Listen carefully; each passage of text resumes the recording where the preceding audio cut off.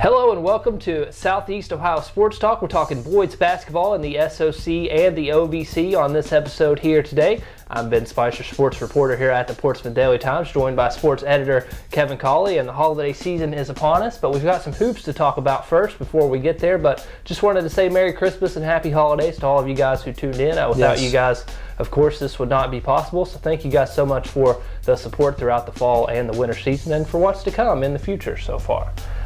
Speaking of what's to come in the future, we do have a member to update you on in the SOC, a former member who is now coming back to the conference in Ironton St. Joseph Catholic School. So I got the chance to meet with SOC Commissioner Dave Frantz, and he shared his thoughts about St. Joe's coming to the conference. So let's see what the commissioner had to say about the Flyers joining the conference. Well, how exciting is it to add a school like St. Joe to the conference? I think they're a really good addition because they're filling a void where Eastern Pike is moving up to Division II, and it'll fill that void in the scheduling cycle for the Division I schools, like in the sports of baseball, softball, volleyball, basketball. It'll fill those voids into their schedules, and because without them, we'd be having some Friday nights off on like basketball season, and some bye weeks, which will be hard to schedule. Plus, they have new facilities. They're working on new facilities, and we just feel like they're a good addition to our league. And it seems like they've had success in several sports already, so how exciting is that for you to not only add them, but to add a competitive team as well? Well, that's the thing. We want someone that is a good fit, and we feel like they will be a good competitive fit. They have, in past, they like most smaller schools, have their ups and downs, but they go through spells where, their soccer teams, I know, have been really strong, and they started the girls' soccer program starting back up next year, which there's only 5 SOC teams that have girls' soccer, so that's a good addition to where, that'll give another team in our league, they'll have to play. We only have one division in girls' soccer, but they'll make another team to that, which, we're trying to get that sport to grow amongst all the schools too, so that's a good addition in that sense. Hey, I appreciate your time as always.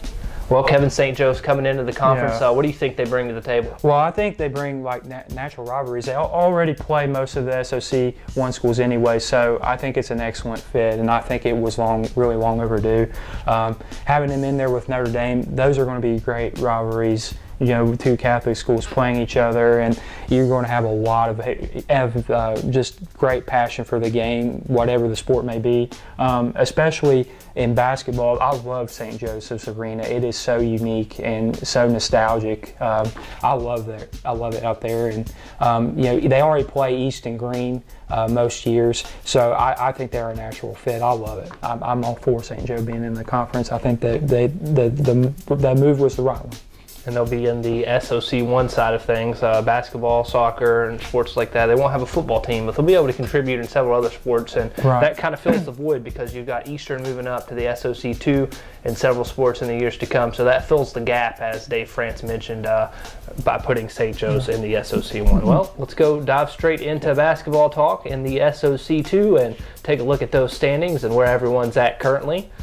Just looking at things and how they're shaking out, it seems like Oak Hill at this moment is the team to beat. Is that a fair assumption so far? Yeah, with the Carroll twins and Mitchell Hale, I mean they're loaded, and 4-0 in conference play to start it out, and they haven't missed a beat. And even when they played out of league, they hammered Eastern and they beat Point Pleasant by 39 points, double the score. So they've looked really good. They look like a regional team, without question. I mean, they got all the pieces necessary. Norm Persian's a heck of a coach anyway, so they got all the tools to make another big run. Our sample size is rather limited for the Wheelersburg Pirates. They haven't played many games. They played Northwest a little closer than some expected. The Mohawks played them very close. So where do you think the Pirates stack up in the conference? Do you think they're second, or how do they shape up in the SOC2? I still think they're a top 4 team, Ben. I think they could be as high as third. I think it's going to be tough. South Webster, Waverly, and Berg, I think, are right on the same plane. West probably not too far behind. Any one of those games are 5-10 point games in my estimation.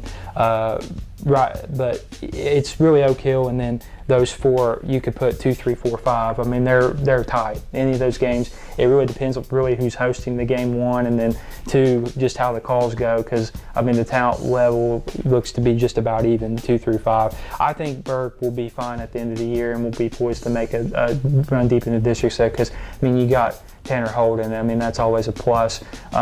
Losing Trent Salyers, you know, obviously with the fibula, that hurts. But Cole Dyer or Mac Dyer and Cole Lowry are going to be big time in that rotation. And J.J. Truitt is the best freshman in the SOC2, probably in the entire southeastern Ohio area, quite possibly. He's one name to track going forward. All right, well, we'll be sure to stay tuned to that and see how the Wheelersburg Pirates do. We'll be talking about them a little later in the show. A little spoiler alert for you there. But you mentioned those South Webster Jeeps, and man, I got to see them firsthand in a game against West. It was a battle. It went down to the wire, and it kind of didn't seem like it was going to be early, and we'll talk about the Senators next up. But man, the Jeeps, they looked very impressive with Shiloh Blevins, and it all starts with him. He dropped 33 points in that game. It was a great game, but they had several other contributors that I'd like to mention. Devin Corial, Josiah Edwards, Andrew Smith, and Jacob Litter all played very good minutes. Some of those guys came off the bench and really showed the depth that the Jeeps have. So I think that's a team, like you mentioned, I think that they could finish second right behind Oak Hill. But could they compete with the Oaks and give them a run for the money when they face off? It's going to be hard because Oak Hill has so much senior weight and experience, but I definitely think down the road South Webster is the team most poised to take over the reign in the SOC2. Not only do they have a lot of talent, and then in addition, the names you mentioned, they got Sam Holstein too, who's a very, very quick guard coming out for the team this year, adds a lot of speed to their backcourt. But they got a lot of talent down in the lower levels. This is going to be, this year, after this year, South Webster is going to be poised to make not only a big run in the SOC2, but possibly regional and state runs. They are loaded with talent all over in all their classes from 6th grade forward. They've done a great job building up their lower levels, and it shows in the depth that you saw on Friday against West. I said this on the radio last night. Regardless of the sport, it seems like South Webster's talented at anything that they do, and they're always fun to watch, regardless of what field they're on or what court they're on. They're talented in all athletics, that's for sure. Yeah, and they're great academically. I mean, it's a top 500, 600 school in the nation for its size, and they just compete hard and are really passionate about that community and everything that they do. It's a lot like Wheelersburg. They may not get as much notoriety sometimes because of the not having football, but they do a lot of great things themselves, and their soccer program, both basketball programs really compete. The baseball program made its first ever regional appearance last year, with the Alek Evans and Shane Zimmerman, Trevor Coriel leading that charge, and they've got a lot of good things going on up at South Webster.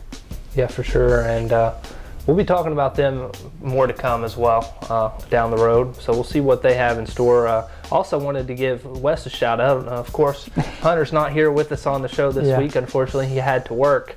But the Senators really impressed me because they were down by 15, 20 points, and they never quit. They fought back to the very end, and some free throw struggles from South Webster.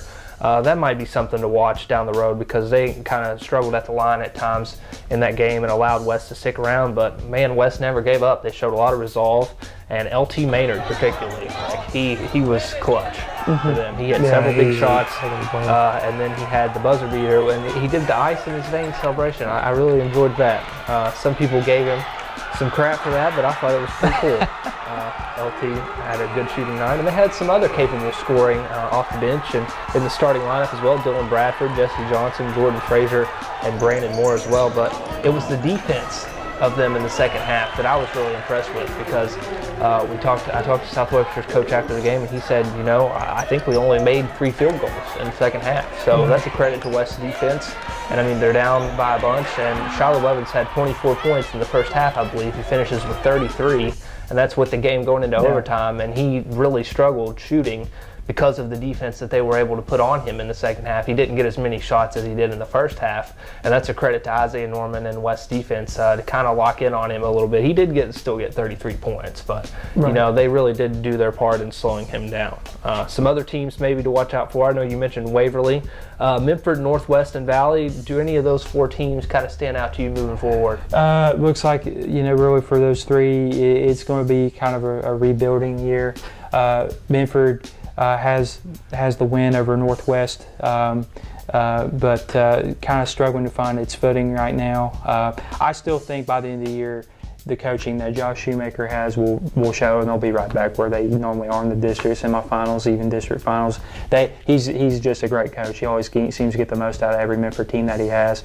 Northwest I really was impressed with them against Clay. They have a lot of talent with Mason Campbell at the point, and Kyle Leslie's going to have looks like going to have another big year. Evan Throckmorton adds speed to the backcourt, and Hunter Berry is a gritty guy that you can just put on the best offensive player and he'll get it done. A lot of those guys, 3 of those 4 guys off the soccer team that, you know, made its first regional appearance in school history.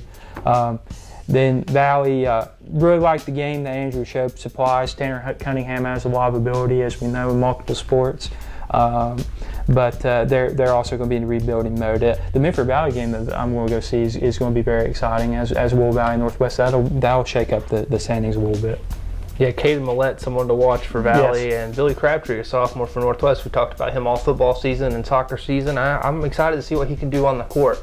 We recorded this on Tuesday, so of course you're seeing it on Wednesday, but the game's Tuesday night. I've got Northwest at Southwestern. I know you're going out to Memphis and Valley, so something to watch out for in those games also. Well, let's go ahead and move over to the SOC 1 and take a look at those standings. And much like Oak Hill and the SOC 2, as of right now, it appears that Eastern has things under control, and I think that they're the favorite in the SOC 1 thus far. Would you agree with that? I do. New Boston fans would like to have a say, you know, that they are, and New Boston does host Eastern Friday here in Glenwood to see, you know, the 2 4-0 teams playing to see who will officially hold it outright. But yeah, Eastern to me is the favorite. I mean, their low post play with Dalton Tomlinson down low. He obviously had a magnificent football season. And he's continuing to do the same here in basketball. Then you got Tom Barrick is a great coach. You just can't replace experience. We got a lot of young coaches in the SSU 1. He's got 20+ years experience. Did a great job at Weersburg when he was there, and is doing the same with Eastern. They're really playing great basketball the last several years because of his leadership there. Eastern's the favorite to me. And I know we kind of thought that Green would be right in line with them, but East knocked them off. So don't sleep on the Tartans. I mean, they've got an outstanding group, and Kyle Flannery, he's really made a run. I was talking with someone the other day on Facebook. He might be making his case for Player of the Year in the conference because he's been outstanding so far. Yes, he has. Several 30-plus point games. I got to see him play Clay, and he sort of willed the Tartans to the win over the Panthers in that one. He's a very good player, but don't forget about Will Shope, too, running the show at the point guard position. And in that game against Clay, I really liked what I saw from J.D. Hatcher. Yeah, he got it done on the football field all year long. He was the go-to target for Brady Douthit. He gets it done on the basketball court, too. Not just scoring buckets, but getting defensive stops and getting rebounds, and that's big when you need a defensive rebound or even an offensive rebound. Hatcher seemed to be the guy in that game, and we'll see if he continues to be that guy as the season progresses. But Kyle Flannery, Will Shope, and J.D. Hatcher are kind of the big 3 for the East Tartans so far. We mentioned Green, and I think they're 3rd or maybe 4th best in the SOC 1. Tanner Kimbler, man, he's good. And it's not often that you see guys getting the green light from their coaches, especially in high school, but he's a kid that deserves it because he can just flat out shoot the ball. I mean, he's fun to watch.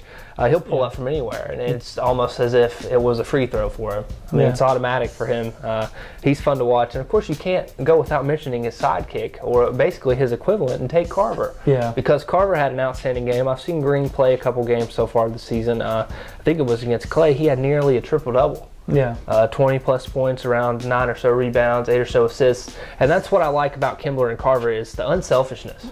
They realize that, hey, we're good players, we're perhaps the best 2 players on the team, but we're going to get our other guys involved. And some of the guys they've done that with, Gage Sampson, he's really gotten involved as a younger player for the Green Bobcats as well. Yeah. What have you seen from Green? I know you've watched them also. I agree with you. Tanner Kimber can shoot from 30 feet, and he's like a Jimmer Fredette of our, if you wanted to call it that, of our area, because he really got a feathery jump shot, and he can pull up in the lane and hit the floaters, and he's just a talented scorer and really good, got good dribble moves, takes it in the lane with a purpose. I love Tate Carter's activity. You brought up a great point. He does a lot of things really, really well.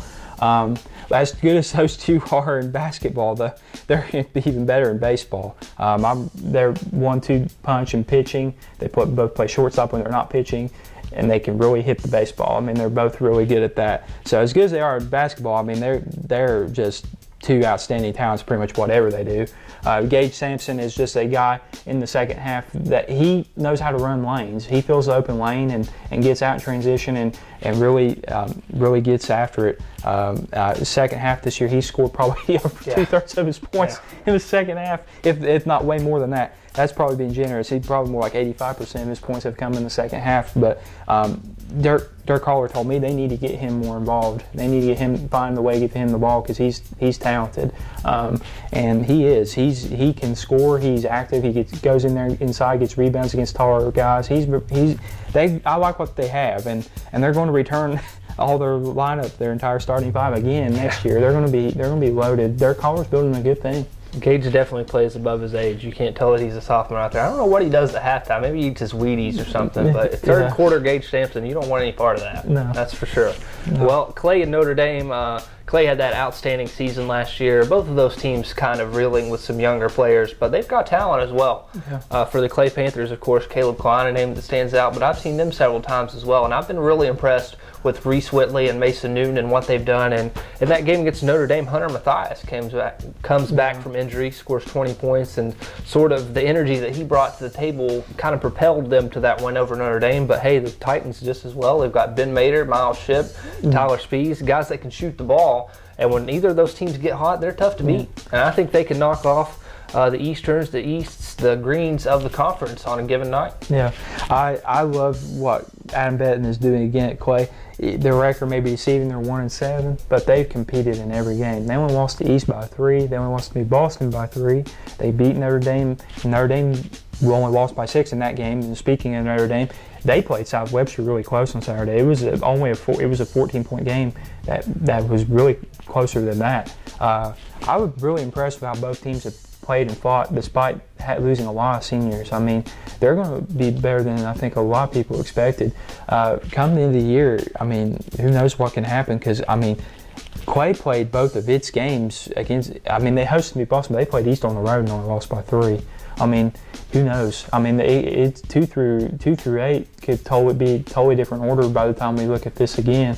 Yeah. Because the competition, SOC 1, you can't say anything, knock that in, because it's tight all the way up to down. I mean, I'm very impressed with the coaching jobs Adam Benton and Garrick Anderson have done getting those guys ready. Reese Whitley, like you mentioned, seeing Clay, he is an outstanding scorer, outstanding shooter, I really liked what Jacob Wellman did in his time against the East.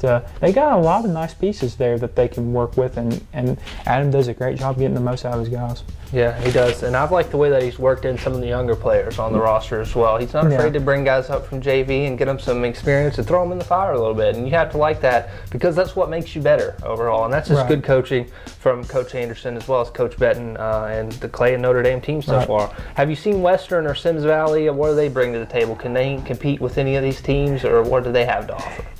For Western, it's going to be a rebuilding year. Losing Tanner Purdue to Python really hurts, and he's a 1,000-point scorer now. That's going to really put Western behind the 8 ball.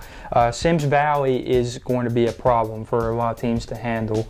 They already have, I know for a fact they have a win over Notre Dame. Can't remember off the top of my head what other wins that they have, but they've got Lakin Gothard, Jack Weath, Hunter Adams. They've got a lot of talented pieces that they can throw into the fire. Chad Kaufman, who used to coach football at South Point, is doing a very, very good job with this Sims Valley boys basketball team, and I'm very impressed with them. They're right there in that 2 through 7 range where they're going to be able to compete with anybody on a nightly basis. They've got quite a good unit of players. Lakin Gothard, friend of the program, so nice to give him a little shout out on the show as well. Well, We've got a special segment on the show that we'd like to introduce as our friend Alek Morgan comes on to talk about Shawnee State basketball. This week we talked a little bit about men's basketball, so we'll go ahead and switch over to that and hear his thoughts on SSU.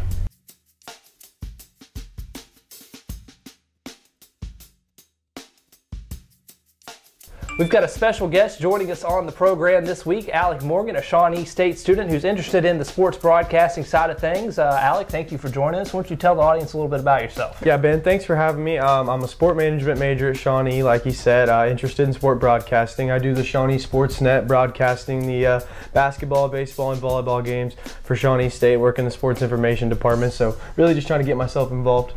All right, well, you're on here to talk a little bit about basketball, and we're talking about boys basketball, men's basketball this week on SOST. So what can you tell us about Shawnee State and how they've looked so far this season on the men's side? Well, it's really been interesting this year, the kind of improvement we've seen from seniors like Jalen Carter and Fred Moore. Last year went 9-19, kind of a lull over season, trying to rebuild.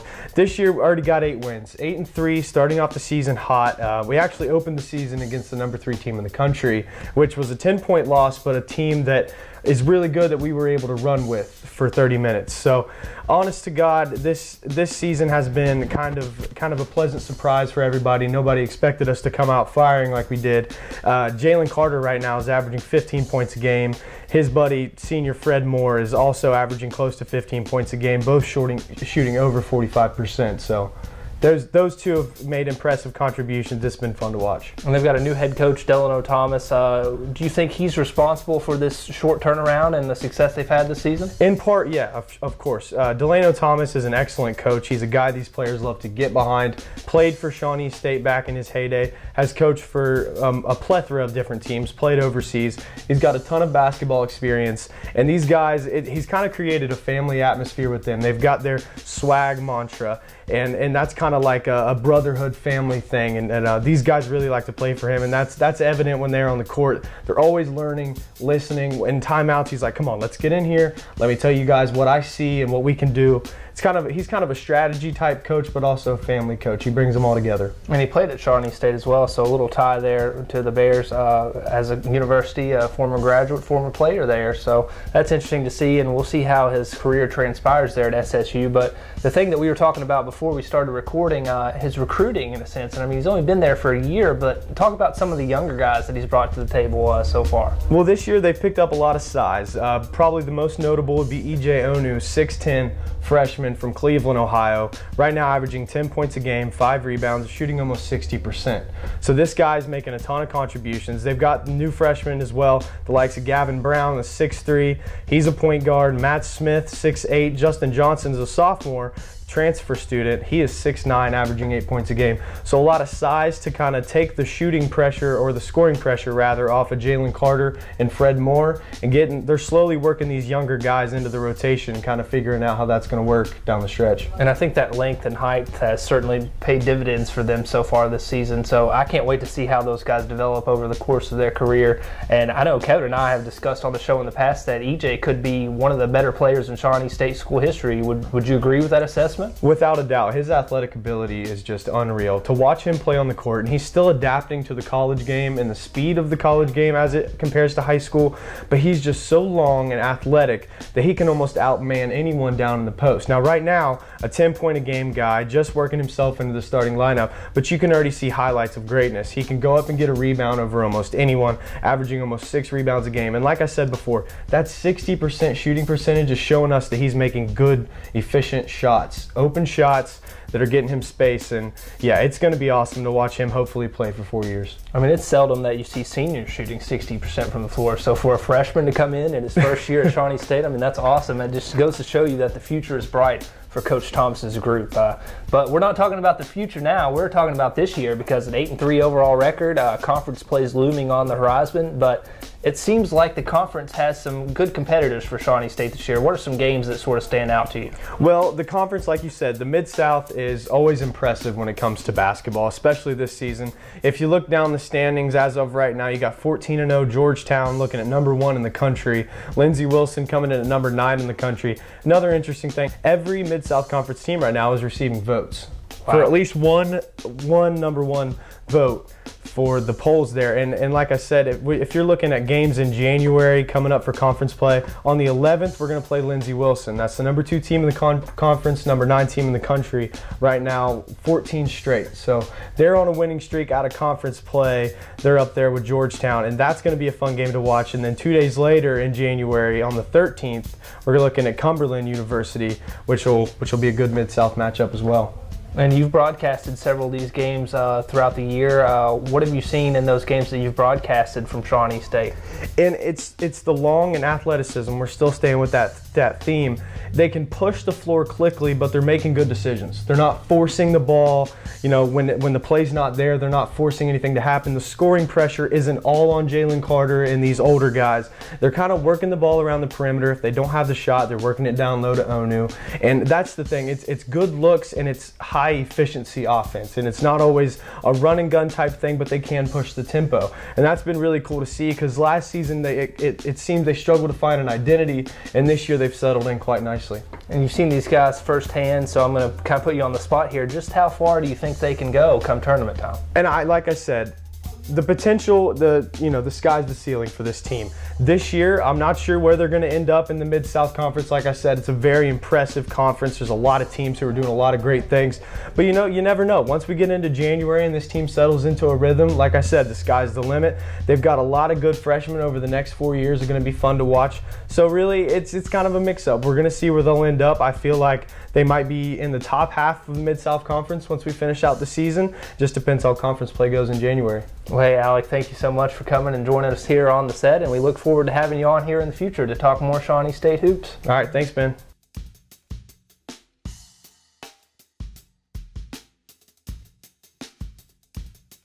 Well, thanks, Alek, for joining us, and we hope to have him on here in the future. That was some great stuff out of him. So before we finish things up and get to our game of the week, let's talk a little OVC basketball. Yeah. And we've both seen Portsmouth so far this year, and they're impressive. They are very I know impressive. You saw them in a comeback against South Point.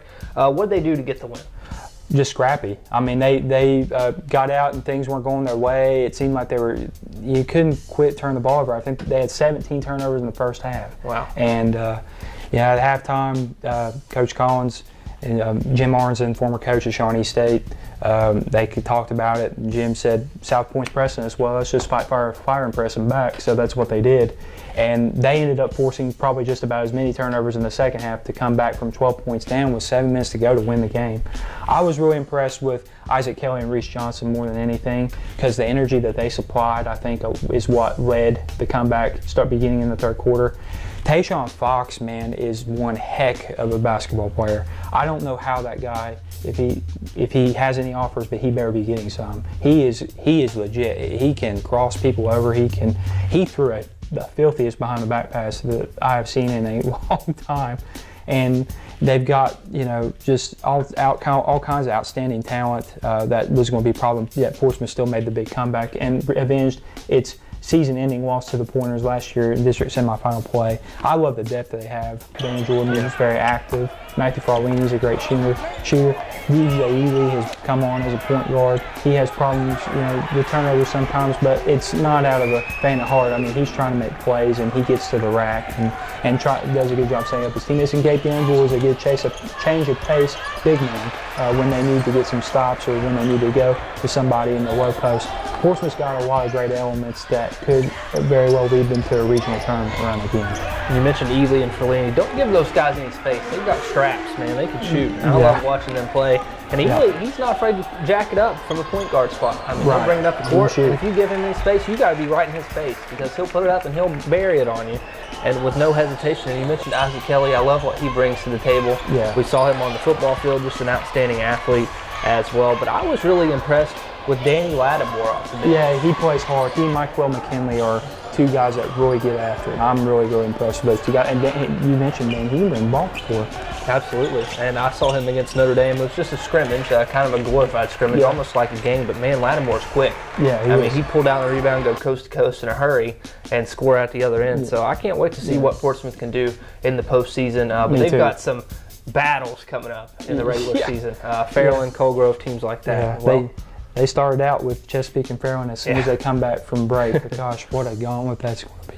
Yeah, that's going to be tough. We'll keep our eyes on the Portsmouth Trojans for sure moving forward. And speaking of the Portsmouth Trojans, they're the subject of our first game of the week regarding basketball. They've got a shootout on their hands with Wheelersburg 2 days before Christmas. Now you can listen to that game over on Mix 99.3. Tip-off is slated for 7 p.m. And we just talked about Portsmouth. We talked about Wheelersburg earlier in the show. Who you got in this game? I think the key, before we get into that, the key is, we talked about it earlier, how are they going to play Tanner Holden? I mean, they've got size, they've got length. I think Portsmouth, I've got Portsmouth winning this one because they've got height and they've got length. But the difference is they've got several players who are 6'3" and long. They've got several players who are 6'3" and big. And when you've got that versatility at the high school level, especially around here, it pays off. Yeah. It really does. They know how to spread the floor. That's something that Portsmouth does really well. When I know against West, when they put Gabe Gamble in, they moved the ball very, very well and spread the floor out to where Frolini and Ely could operate and get off good open looks. They are so deadly to hit.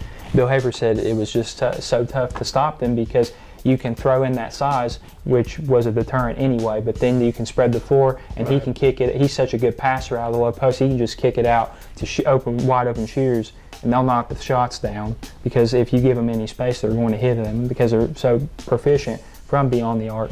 Wheelersburg right now is behind, and I agree, Ben. I think the shape that Portsmouth is in, they're in great basketball shape. It's going to take some time for Wheelersburg to get rolling. Now, Tanner Holden's going to have a big game because that's just Tanner Holden's style.